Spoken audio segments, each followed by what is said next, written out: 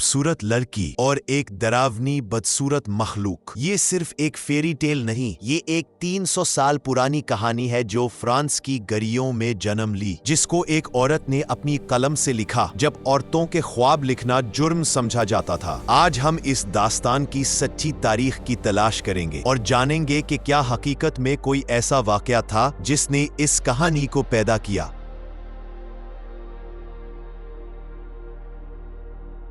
साल था 1740। फ्रांस में एक खातून थी जिनका नाम था गैब्रिएल सुज़ैन बारबोट दे विलेन्यूव। वो एक अदीबी खातून थी और उनका जहन कहानियों से भरा था। उन्होंने एक लंबी कहानी लिखी जिसका नाम था ला बेल et la बेत, यानी ब्यूटी एंड द बीस्ट।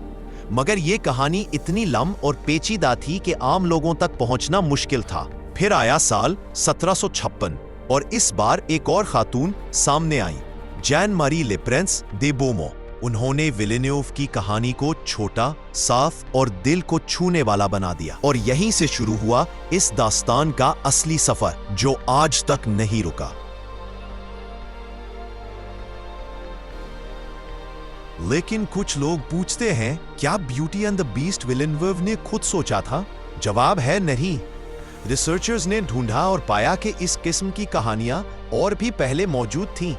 कदीम रूमी दस्तान क्यूपिड एंड साइकी जो अपुलेयस ने दूसरी सदी में लिखी, इसमें भी एक अजीब और गरीब मखलूक और एक खूबसूरत औरत की कहानी थी।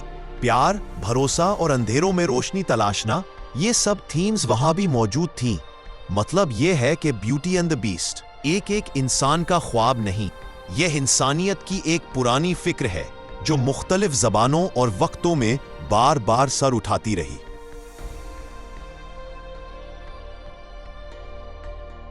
कुछ हिस्टोरियंस का मानना है कि विलेन्यूव ने यह कहानी हवा में नहीं बनाई थी। फ्रांस में उस वक्त एक हकीकी शख्स था जिसका नाम था पेट्रस गोंसाल्वेस, जो एक नायाब बीमारी की वजह से पूरे जिस्म पर बालों से ढका था। उसे हाइपरट्रिकोसिस की बीमारी थी जिसे लोग वेयरवुल्फ सिंड्रोम भी कहते हैं। फ्रेंच कोर्ट ने उसे पेरिस बुलाया और फिर एक हाईकसूरत फैसला लिया। किंग हेनरी II ने एक खूबसूरत फ्रेंच खतून कैथरीन से उसकी शादी करा दी, बिना कैथरीन की मर्जी के। मगर जो हुआ वो अजीब था। दोनों ने एक दूसरे को पसंद करना शुरू कर दिया।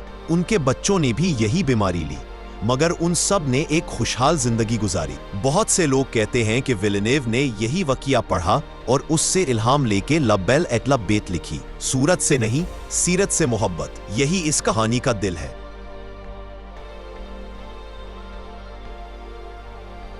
विलेन्यूव एक ऐसी औरत थी जिन्होंने उस जमाने में अपनी कहानियों के जरिए कुछ बताना चाहा जो सीधा कहना मुमकिन नहीं था। वो जमाना था जब फ्रांस में औरतों की शादी उनकी मर्जी के बिना होती थी। अमीर घर वाले बेटी की शादी किसी बुजुर्ग या अजीब इंसान से कर देते थे, सिर्फ दौलत या रिश्तों के लिए। विलेन्यूव की ब्यूटी डरा नहीं, उसने हिम्मत से अपने बाप की मदद की और फिर बीस्ट के साथ रहने का फैसला खुद किया।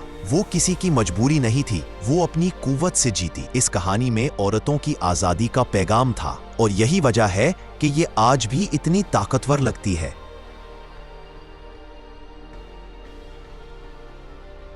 तो दोस्तों, ब्यूटी एंड द बीस्ट सिर्फ एक शहजादी और एक बीस्ट की कहानी नहीं, ये एक 300 साल पुराने फ्रांस की कहानी है। एक औरत की हिम्मत की, एक हकीकी इंसान की मुसीबत की और इस फिक्र की कि मोहब्बत सूरत से नहीं अंदर से होती है। विलेन्यूव ने जो लिखना चाहा वो आज भी हर दिल में गूंज रहा है।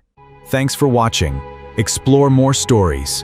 Like, subscribe, and stay tuned.